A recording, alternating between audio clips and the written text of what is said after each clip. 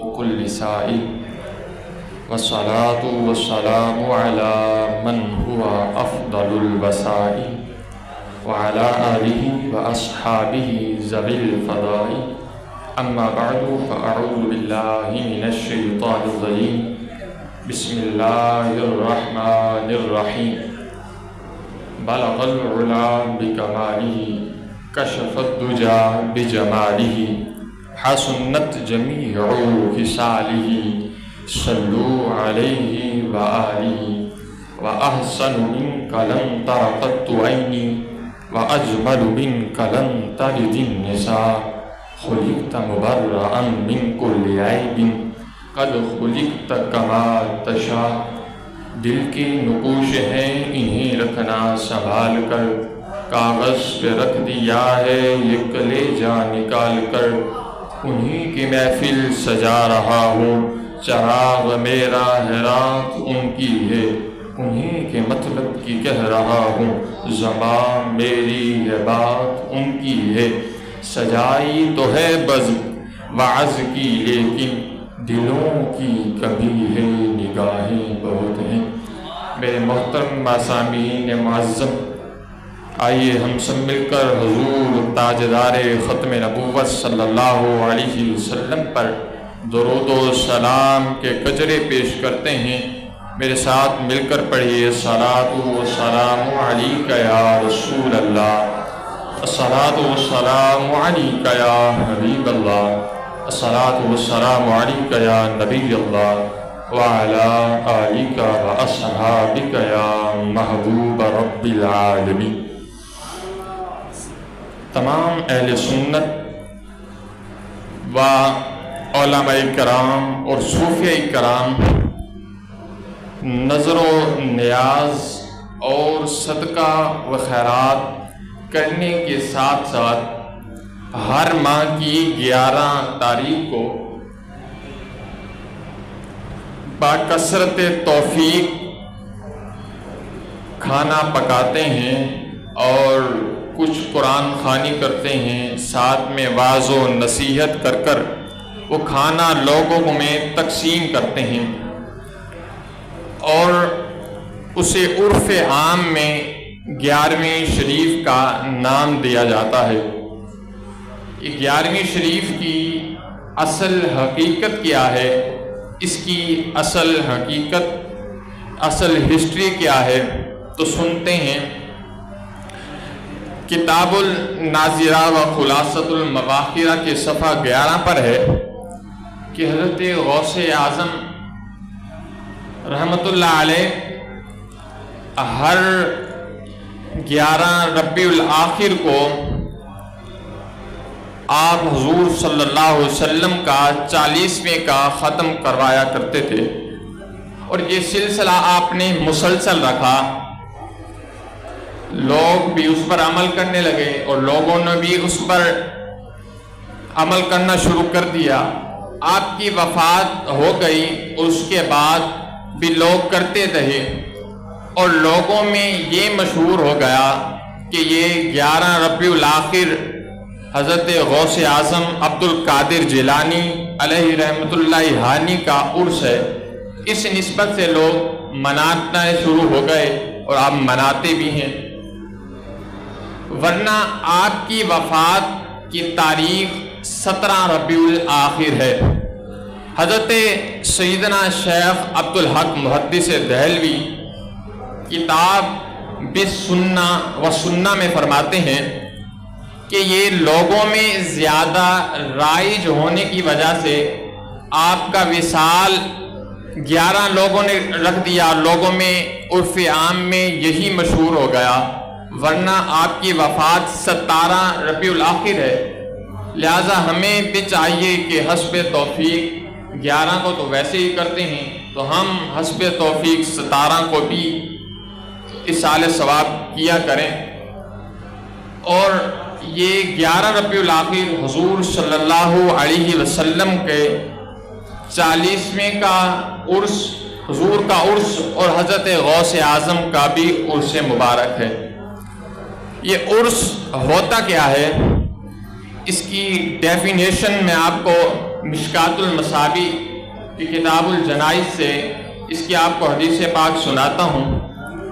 حضرت عبادہ بن صامت رضی اللہ تعالی عنہ سے مروی ہے، فرماتے ہیں رسول اللہ صلی اللہ علیہ وسلم نے ارشاد فرمایا، جب بندہ مومن کے موت کا وقت قریب آتا ہے تو اسے اللہ کی رضا اور رب کی خوشنودی اور اس کی بخشش کی خوشخبری دی جاتی ہے، تو وہ سن کر بہت خوش ہو جاتا ہے اور وہ دنیا کی دولت اور زینت کو بھول کر وہ اللہ سے ملاقات اور اس کے دیدار کا مشتاق ہو جاتا ہے۔ اور دوسری حدیث حضرت ابو قتادہ رضی اللہ تعالی عنہ سے مروی ہے، فرماتے ہیں رسول اللہ صلی اللہ علیہ وسلم نے ارشاد فرمایا، العبد المؤمن یستریح من نصب الدنیا وزادہا، جس کا مفہوم ہے کہ رسول اللہ صلی اللہ علیہ وسلم نے ارشاد فرمایا، بندہ مومن جب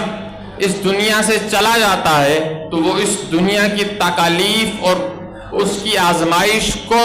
بھول جاتا ہے اور وہ رب کی رحمت کی طرف پہنچ جاتا ہے۔ اور حضرت عبداللہ بن عمر سے مروی ہے، فرماتے ہیں رسول اللہ صلی اللہ علیہ وسلم نے ارشاد فرمایا، تحفۃ المؤمن الموت، مومن کے لیے موت ایک تحفہ ہے، ایک انعام ہے۔ اور حضرت ابو ہریرہ رضی اللہ تعالی عنہ فرماتے ہیں، اس حدیث کے راوی ہیں، کہتے ہیں رسول اللہ صلی اللہ علیہ وسلم نے ارشاد فرمایا، جب بندہ مومن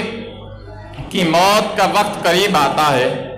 اس کی روح قبض کرنے کا وقت قریب آتا ہے،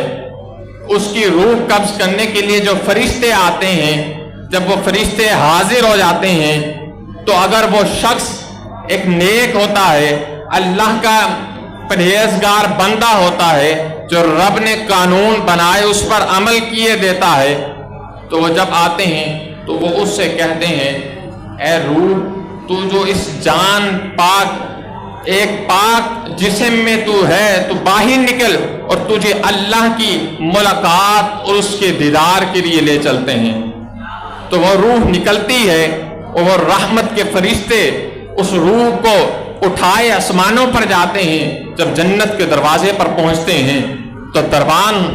جو ہے وہ پوچھتا ہے، یہ کس کی روح ہے؟ کہتے ہیں یہ اللہ کا وہ نیک بندہ ہے جس نے رب کو راضی کیا اور رب بھی اس سے خوش ہے۔ اللہ اکبر۔ وہ کسی شاعر نے کیا خوب کہا، مزے موت کے مزے جو عاشق بیان کرتے ہیں، مزے جو موت کے عاشق بیان کرتے ہیں، مسیحا و خضر بھی موت کی آرزو کرتے ہیں۔ اللہ اکبر۔ اور اس کی حدیث کی شرح میں لکھتے ہیں کہ جب اس کی موت، وہ روح جب آسمانوں میں پہنچ جاتی ہے تو وہ روح جنت کے میوے کھاتی ہے اور جنت میں سیر و تفریح کرتی ہے، اور اس روح کا تعلق اس کے جسم سے ہوتا ہے، اور وہ جسم قبر میں نماز بھی پڑھتا ہے، قرآن بھی پڑھتا ہے، اور وہ قبر میں اس طرح سو جاتا ہے جس طرح ایک دھولا سوتا ہے۔ اللہ اکبر، کیا کمال ہے۔ اب ہمارے ذہن میں ایک سوال یہ پیدا ہوا، کیا حضور صلی اللہ علیہ وسلم نے بھی صحابہ نے بھی عرس منایا؟ تو پہلے حضور صلی اللہ علیہ وسلم نے کیا عرس منایا، اس کے بارے میں سنتے ہیں۔ حضرت انس سے حضرت محدث ابن جریر اور محدث ابن جریر سے محمد بن ابراہیم اس حدیث کے راوی ہیں، اور علامہ فخر الدین رازی فرماتے ہیں کہ حضور صلی اللہ علیہ وسلم یوم شہداء، جس دن شہداء نے وفات پائی ہوتی، اسی دن مصطفیٰ جان عالم شہداء کی قبر پر تشریف لے جاتے اور آپ وہاں استغفار فرماتے، اور آپ فرماتے تم نے جو صبر کیا تمہیں اس کا اجر مل گیا۔